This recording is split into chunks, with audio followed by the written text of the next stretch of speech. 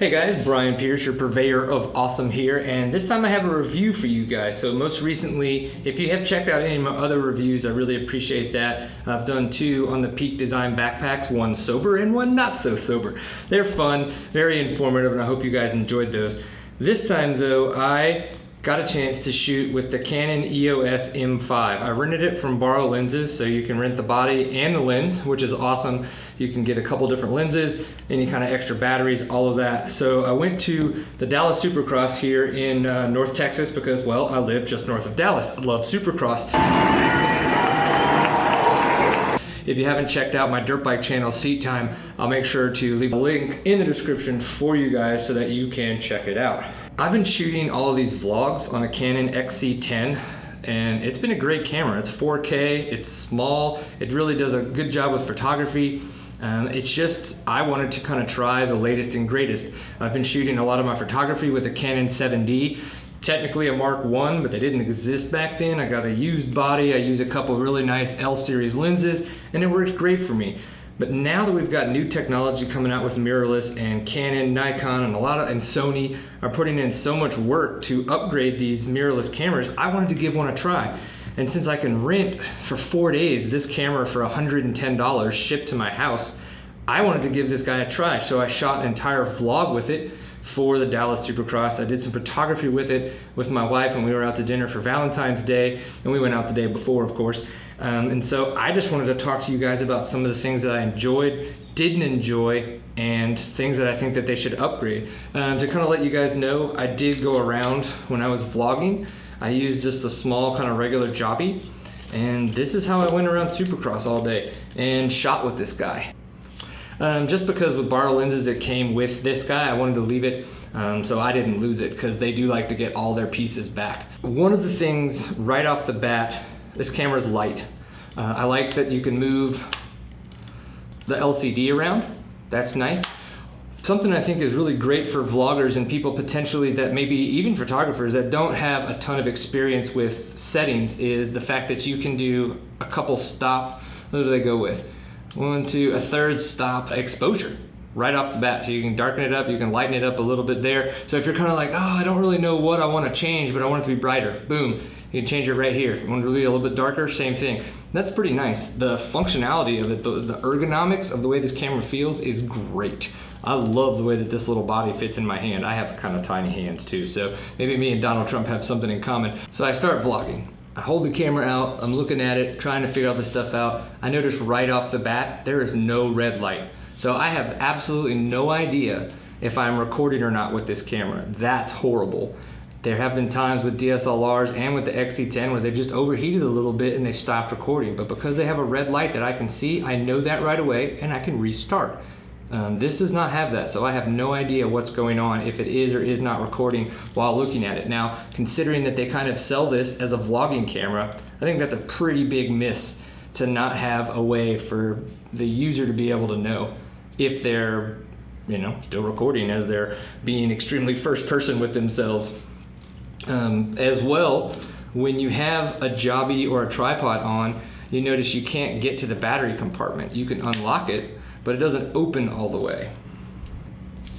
That sucks. So what if you want to change your battery? What if you need to change your SD card? All those little kind of things, you have to take the jobby off to do that. Now again, I was just shooting for one day. I had great battery life and I didn't run out of 64 gigabytes of cards. That's awesome. I was able to put together a 12-minute vlog without running out of battery and without needing to change cards. So it didn't matter. But if I'm running around capturing that much more footage, you're gonna need to do that. That's a big miss. You need to be able to do that kind of stuff without having to take off your jobby.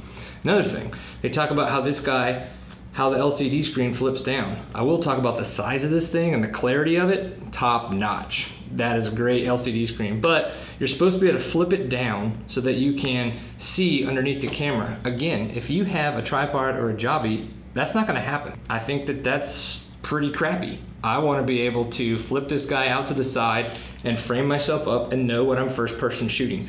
So I don't like that you can't do that with the screen. That sucks.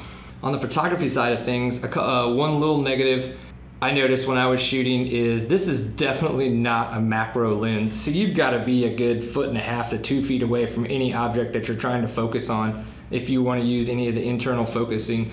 I'm so used to shooting with my 2.8 L series lens on my 7D that I can get super close to something, focus in on it and take a picture, and I just couldn't do that with this camera. Kind of disappointed me, but again, it's not a macro lens, so just know that going in. I would have also liked to have rented the zoom lens so that when I was at the race I could have zoomed in a little bit more at the riders.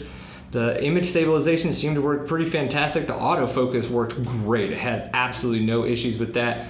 And I'll send a link to the vlog so you guys can check the white balance. I did not color correct any of the white balance, so that'll give you guys a good representation of the footage that this camera shoots. I'll probably even throw in a little bit here in the review just so you guys can see that there as well. Justin Hill wound up with the win. Congrats to him. We're gonna go watch the 450s and keep on keeping on. Woo! Woo! Woo! I said that the motocross guys, much like the GP guys, look like they all came out of a factory. It's got all the kind of other dials you would expect from Canon though. Off and on, and then this little guy, this dial, push that guy in, turn to the setting that you want, and that's how you move around in the camera. I really like this dial. These dials just feel great. The clicks that they have, the divots that they have set in there for the clicks really work fantastic. In the footage, you'll notice that one of the things I did is I did not put an external mic on there, specifically because I wanted to test the mics on there. One, a lot of wind.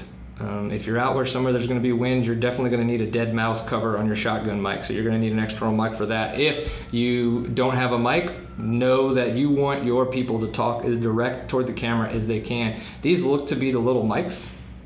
And I noticed that if I'm behind the camera asking somebody a question and then they're looking at me, but they're kind of not directly talking to the camera, their mouth might be pointing in a different direction, it definitely has a little bit of trouble picking that up. So those are just things to look out for. $1,000 body, $200-300 lens. If you're looking for top of the line mirrorless Canon camera, this is it. You're gonna love it and you're gonna have a ton of fun with it. I wish that I could keep this guy to keep playing with it so I could kind of take my processes that I've set up with the XE10 and the Canon 7D and start to really learn how to be faster and more efficient with this camera. That's the only thing, is just such a short amount of time. I haven't learned how to be efficient with this camera yet. I think once I learn how to kind of use the touchscreen a little bit quicker and then know where all the settings and dials are, I could then start getting into more manual settings for my photography, and then of course know how to really work with the video settings to maybe go do some off-road shooting and see how it worked in those settings opposed to just vlogging with it. I really enjoyed the camera. Let me show you guys though. So when you do take off the jobby, which is easy, you're just unscrewing it from the tripod setting. There's where you change your batteries and where you would change your SD card. So you can see that that's kind of tough to get at. I'm not gonna run out and go buy this camera. I've been looking at upgrading my 7D to a 5D. I found a couple good used Mark 3s for the 5D, and that's probably the route I'm gonna go because my lenses are really nice. I like my L series lenses that I have. But one of the biggest problems I had when I was shooting at the rev limiter is ISO. I had to shoot at 1600 because of the fact that we had such poor lighting conditions from it being overcast, and I don't want that to happen to me again. I want to be able to shoot at 1600 and 3200 ISO and not get as grainy of imagery. I'd love to be able to purchase a mirrorless camera for stuff like this. I think it'd be a great form factor for me when we shoot seat time adventures. So when I'm on the dirt bike and I've got to whip something out really quick and catch some footage of some guys going, we've moved beyond GoPros. They do a good job, but for the quality that we're looking to shoot, they just don't do as great of a job anymore. So something like this in my backpack would be great, but again, this is like a $1,400 setup. That's too much. I think something like a PowerShot, a Canon PowerShot's probably gonna be the way that we're gonna go. So $500-600 maybe, probably not even that expensive, or maybe we'll just rent something again that's going to be a better form factor. The lens sticking out in the backpack is also a little bit of a challenge when we're riding with a Camelback and hydration bladder, snacks throughout the day, maps, GPS, all that kinds of stuff. This might wind up being too big just because of the lens, where we need something that compacts more all the way down, the lens folds into the camera, and we can just pull it out, which kind of puts us in the PowerShot area. So I really enjoyed using this camera. I'll put links to where you can rent it on borrow lenses or purchase it on Amazon in case you guys want to check out all the details.